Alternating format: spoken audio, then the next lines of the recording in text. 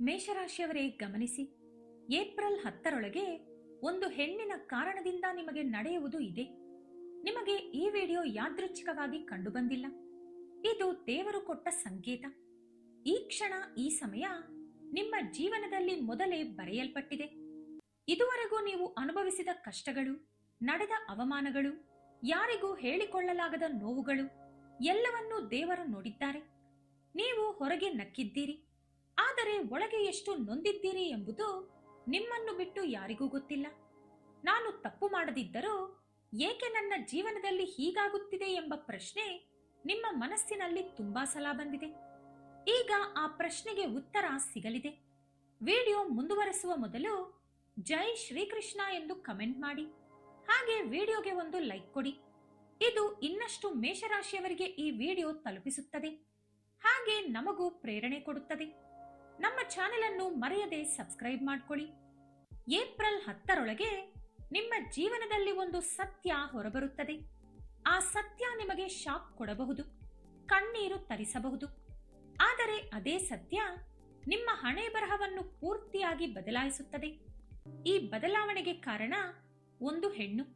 ಆಕೆ ಯಾರು ಎಂಬುದು ಈಗ ನಾನು ಹೇಳುವುದಿಲ್ಲ, ಏಕೆಂದರೆ ಅದಕ್ಕೂ ಮೊದಲು ನೀವು ನಿಮ್ಮ ಬಗ್ಗೆ ಪೂರ್ತಿಯಾಗಿ ತಿಳಿದುಕೊಳ್ಳಬೇಕು. ನಿಮ್ಮದು ಸಾಮಾನ್ಯ ಜಾತಕವಲ್ಲ. ಇದು ನಿಮ್ಮನ್ನು ಹೆದರಿಸುವ ಜಾತಕ ಕೂಡ ಅಲ್ಲ. ಇದು ಎಷ್ಟೋ ಜನ ಅನುಭವ ಹೊಂದಿರುವ ಜ್ಯೋತಿಷ್ಯ ನಿಪುಣರಿಂದ ಶೇಖರಿಸಿದ ಆಳವಾದ ಜ್ಞಾನ. ಇಲ್ಲಿ ಹೇಳೋ ಪ್ರತಿ ಮಾತು 100ಕ್ಕೆ 100 ಸತ್ಯ. ಹಾಗಾಗಿ ವಿಡಿಯೋ ಎಲ್ಲೂ ಕೂಡ ಸ್ಕಿಪ್ ಮಾಡದೆ ಪೂರ್ತಿಯಾಗಿ ನೋಡಿ, ಏಕೆಂದರೆ ನಿಮ್ಮ ಜೀವನವನ್ನು ಬದಲಾಯಿಸಬಲ್ಲ ಮುಖ್ಯವಾದ ವಿಷಯಗಳು ಕೊನೆಯಲ್ಲೇ ಇದೆ. ಈಗ ಸತ್ಯ ಮಾತನಾಡೋಣ. ಮೇಷರಾಶಿಯವರು ಹುಟ್ಟಿನಿಂದಲೇ ಧೈರ್ಯವಂತರು. ಯಾವ ಕೆಲಸ ಬೇಕಾದರೂ ಮುಂದೆ ನಿಂತು ಮಾಡೋ ಶಕ್ತಿ ನಿಮಗಿದೆ. ಆದರೆ ಕೆಲ ವರ್ಷಗಳಿಂದ ನಿಮಗೊಂದು ಪ್ರಶ್ನೆ ಕಾಡುತ್ತಿದೆ. ನಾನು ಯಾವ ತಪ್ಪು ಮಾಡಿಲ್ಲ, ನನಗೆ ಇಷ್ಟೊಂದು ಶಿಕ್ಷೆ ಏಕೆ? ಇದಕ್ಕೆ ಕಾರಣ ನಿಮ್ಮ ಪೂರ್ವಜನ್ಮದ ಕರ್ಮ ಬಂಧ. ನಿಮ್ಮ ಜಾತಕದಲ್ಲಿ ಕರ್ಮಸ್ಥಾನ ತುಂಬಾ ಬಲವಾಗಿರುತ್ತದೆ. ನೀವು ಪೂರ್ವಜನ್ಮದಲ್ಲಿ ಯಾರಿಗೋ ಮಾಡಿದ ಸಹಾಯ ಇರಬಹುದು, ಅದೇ ಸಮಯದಲ್ಲಿ ಇನ್ಯಾರಿಗೋ ಆದ ಗಾಯ ಇರಬಹುದು. ಆ ಕರ್ಮಫಲದಿಂದಲೇ ಈ ಜನ್ಮದಲ್ಲಿ ನೀವು ಒಳ್ಳೆಯದು ಮಾಡಿದರೂ ನಿಂದನೆಗಳು, ಪ್ರಾಮಾಣಿಕತೆಯಿಂದ ಇದ್ದರೂ ಮೋಸ ಎದುರಾಗುತ್ತಿದೆ. ನೀವು ಕಷ್ಟ ಪಡುತ್ತೀರಿ, ಆದರೆ ಫಲ ಬಂದ ತಕ್ಷಣ ಯಾರೋ ಅಡ್ಡಿಯಾಗುತ್ತಾರೆ. ನೀವು ಒಬ್ಬರನ್ನು ನಂಬುತ್ತೀರಿ, ಆದರೆ ಅದೇ ವ್ಯಕ್ತಿ ಮೋಸ ಮಾಡ್ತಾರೆ. ನೀವು ಮೌನವಾಗಿರ್ತೀರಿ, ಅದೇ ಮೌನ ನಿಮ್ಮನ್ನು ಒಳಗೊಳಗೆ ಸುಟ್ಟು ಹಾಕುತ್ತಿದೆ. ಇದು ನಿಮ್ಮ ಬಲಹೀನತೆ ಅಲ್ಲ, ಇದು ನಿಮ್ಮ ಕರ್ಮ ಪರೀಕ್ಷೆ. ಈ ಕರ್ಮ ಪರೀಕ್ಷೆ ಮುಗಿದ ತಕ್ಷಣ ನಿಮಗೆ ಗೆಲುವು ಸಿಗಬೇಕೆಂದು ಗ್ರಹಗಳು ನಿರ್ಧರಿಸಿವೆ. ಮಾರ್ಚ್ ತಿಂಗಳ ನಂತರ ನಿಮ್ಮ ಜೀವನದಲ್ಲಿ ಒಂದು ದೊಡ್ಡ ತಿರುವು ಬರಲಿದೆ. ಶನಿ ನಿಮ್ಮ ಕರ್ಮಸ್ಥಾನದಿಂದ ಹೊರಗೆ ಹೋಗುತ್ತಾರೆ.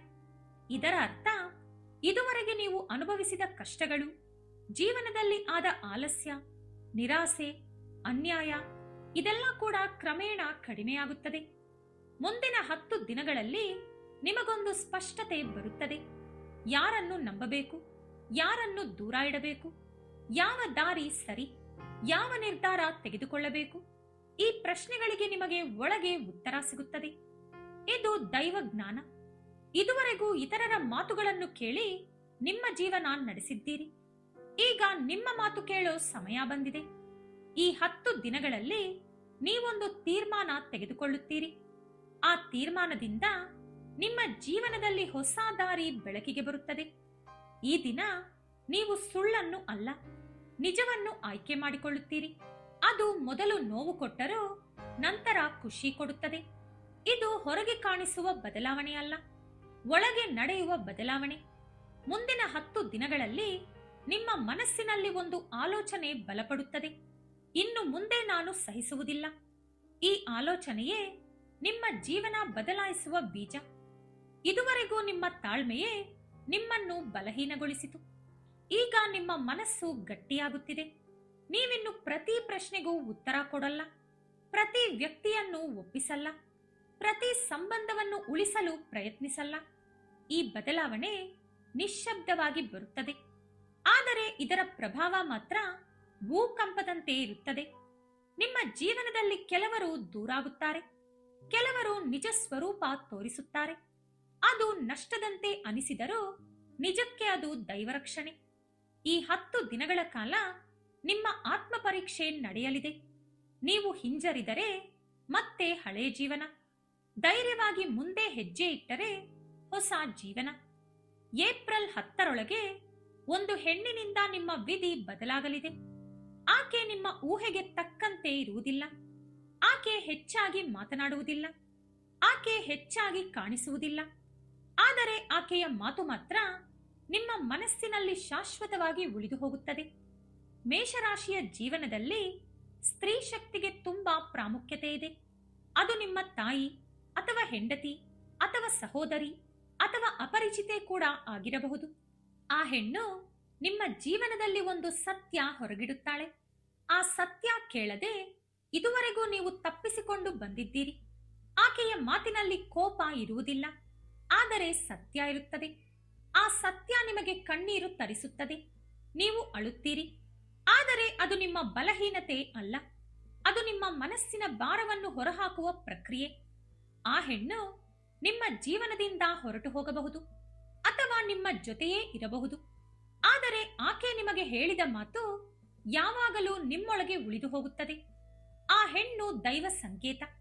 ಈ ಸಮಯದಲ್ಲಿ ಚಂದ್ರ ನಿಮ್ಮ ಜಾತಕದಲ್ಲಿ ಮುಖ್ಯ ಪಾತ್ರ ಪೋಷಿಸುತ್ತಿದ್ದಾರೆ. ಚಂದ್ರ ಅಂದರೆ ಮನಸ್ಸು, ಭಾವನೆ, ಆಂತರಿಕ ಸತ್ಯ. ಆ ಹೆಣ್ಣು ನಿಮ್ಮ ಮನಸ್ಸಿನ ಕನ್ನಡಿಯಂತೆ. ನಿಮ್ಮ ಒಳಗಿರುವ ಭಯ, ಅಸಂತೃಪ್ತಿ, ಕೋಪ ಎಲ್ಲವನ್ನೂ ಆಕೆ ಹೊರತರುತ್ತಾಳೆ. ಇದು ಯಾದೃಚ್ಛಿಕ ಅಲ್ಲ, ಇದು ವಿಧಿ. ದೇವರು ನೇರವಾಗಿ ಮಾತನಾಡಲ್ಲ, ಮನುಷ್ಯರ ಮೂಲಕ ಸಂಕೇತಗಳು ಕಳಿಸುತ್ತಾರೆ. ಆ ಹೆಣ್ಣು ದೈವ ಸಂಕೇತ. ಆಕೆಯ ಮಾತು ಕೇಳದಿದ್ದರೆ ನೀವು ಮತ್ತೆ ನೋವು ತಿನ್ನುತ್ತೀರಿ. ಆಕೆಯ ಮಾತು ಅರ್ಥ ಮಾಡಿಕೊಂಡರೆ ನಿಮ್ಮ ಜೀವನ ಹಿಂದಿನಂತೆ ಇರುವುದಿಲ್ಲ. ಇದು ಮೇಷರಾಶಿಯ ಕರ್ಮಚಕ್ರ ಮುಗಿಯುವ ಸೂಚನೆ. ಇನ್ನು ಈ 10 ದಿನಗಳಲ್ಲಿ ಪ್ರೀತಿಯ ವಿಷಯದಲ್ಲಿ ನಿಮಗೊಂದು ನಿಜ ತಿಳಿಯುತ್ತದೆ. ನೀವು ಪ್ರೀತಿಸುವಾಗ ಸಂಪೂರ್ಣವಾಗಿ ಪ್ರೀತಿಸುತ್ತೀರಿ. ನಿಮ್ಮ ಪ್ರೀತಿಯಲ್ಲಿ ಲೆಕ್ಕಾಚಾರ ಅಥವಾ ಅನುಮಾನ ಇರುವುದಿಲ್ಲ. ಮೋಸ ಮಾಡುವ ಊಹೆ ಕೂಡ ಇರುವುದಿಲ್ಲ. ಆದರೆ ಇದೇ ನಿಮ್ಮ ಬಲಹೀನತೆಯಾಗಿದೆ. ಇದುವರೆಗೂ ನೀವು ಪ್ರೀತಿಸಿದ ವ್ಯಕ್ತಿ ನಿಮ್ಮನ್ನು ನಿಜಕ್ಕೂ ಪ್ರೀತಿಸುತ್ತಿದ್ದಾರಾ ಅಥವಾ ನಿಮ್ಮನ್ನು ಬಳಸಿಕೊಳ್ಳುತ್ತಿದ್ದಾರಾ ಅನ್ನುವ ಪ್ರಶ್ನೆಗೆ ಈ 10 ದಿನಗಳಲ್ಲಿ ಉತ್ತರ ಸಿಗಲಿದೆ.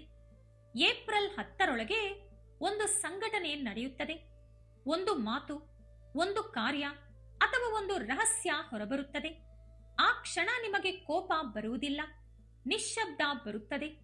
ಆ ಸತ್ಯ ನಿಮಗೆ ನೋವು ಕೊಟ್ಟರೂ ಅದು ದೇವರು ನಿಮಗೆ ಮಾಡಿದ ಉಪಕಾರ.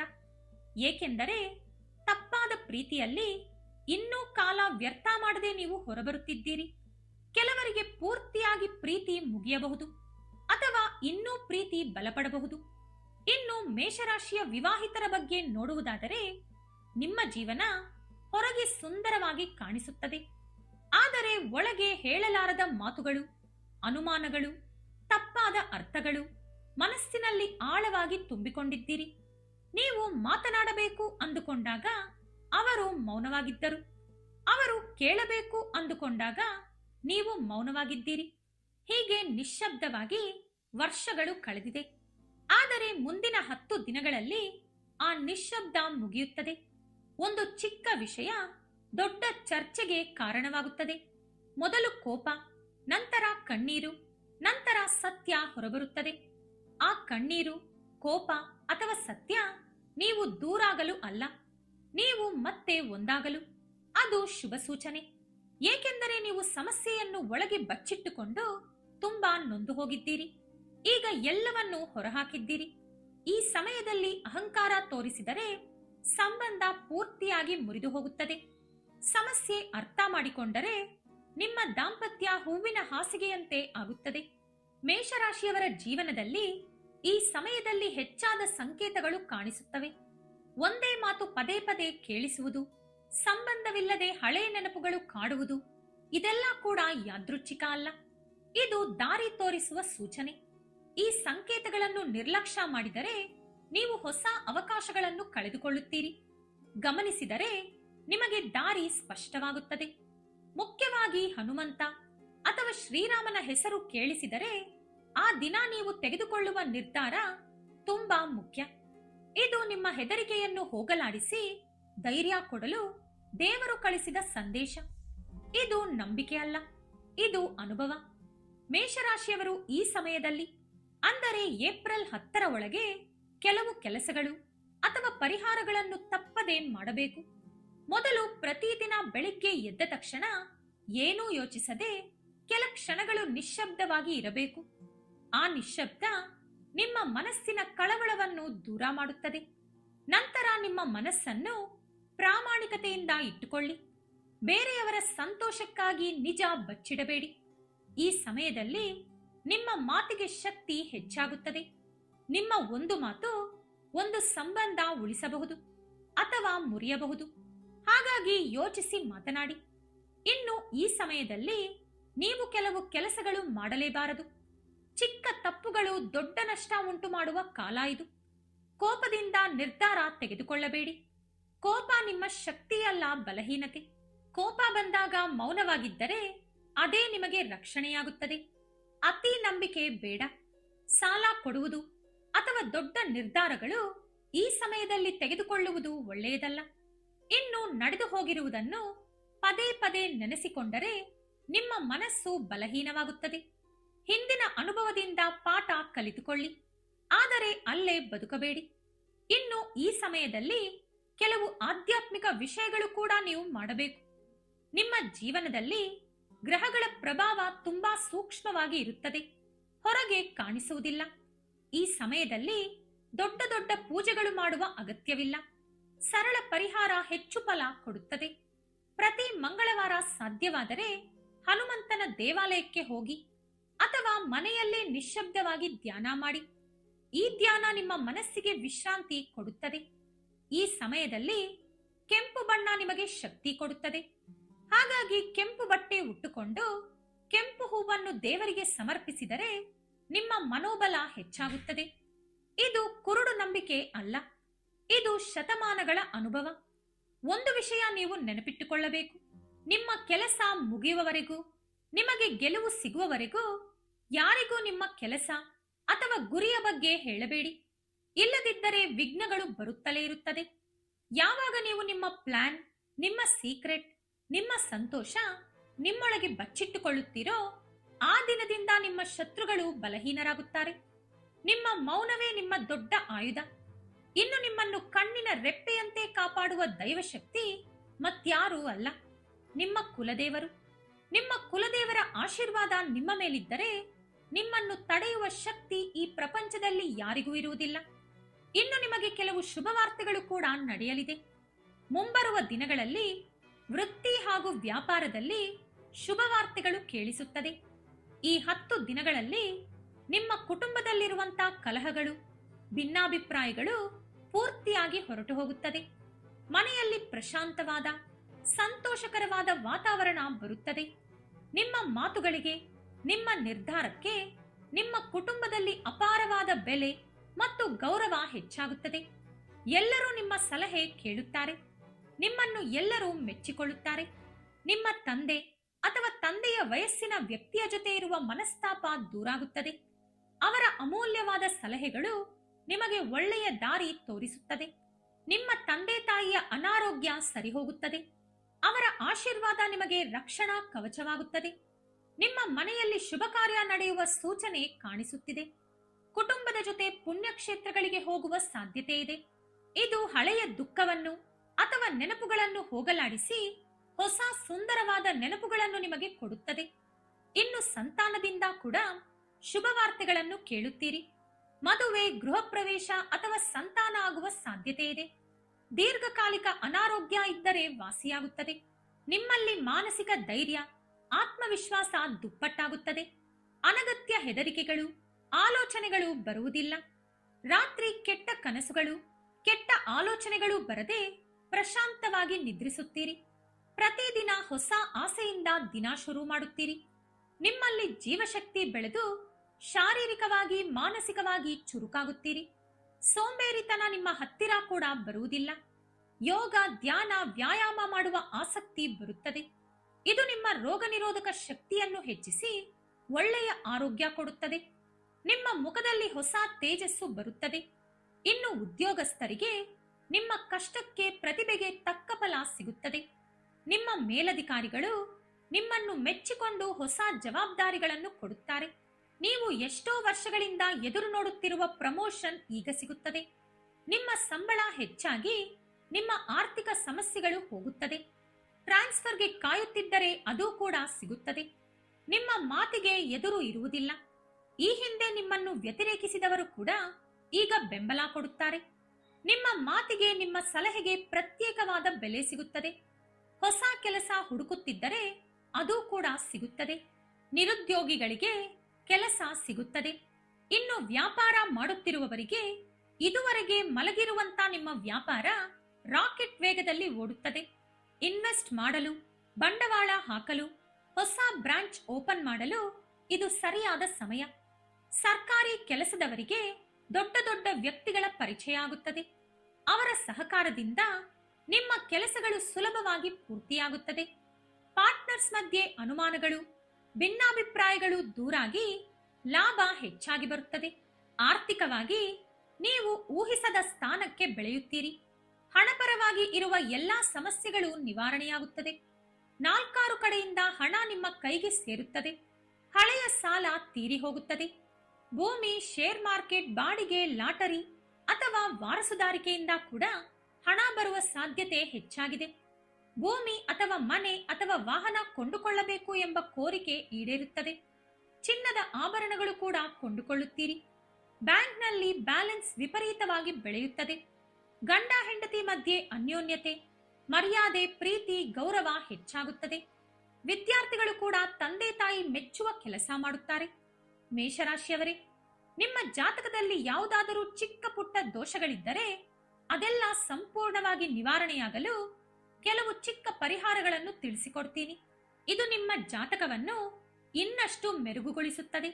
ಮುಖ್ಯವಾಗಿ ಪ್ರತಿ ಶನಿವಾರ ನಿಮ್ಮ ಹತ್ತಿರವಿರುವ ಶನೀಶ್ವರನ ದೇವಾಲಯ ಅಥವಾ ನವಗ್ರಹ ದೇವಾಲಯಕ್ಕೆ ಹೋಗಿ ಎಳ್ಳೆಣ್ಣೆಯಿಂದ ದೀಪ ಹಚ್ಚಿ ನವಗ್ರಹಗಳಿಗೆ 9 ಪ್ರದಕ್ಷಿಣೆ ಮಾಡಿ ಓಂ ಶಂ ಶನೀಶ್ವರಾಯ ನಮಃ ಎಂಬ ಮಂತ್ರವನ್ನು 9 ಅಥವಾ 21 ಅಥವಾ 108 ಸಲ ಜಪ ಮಾಡಿ.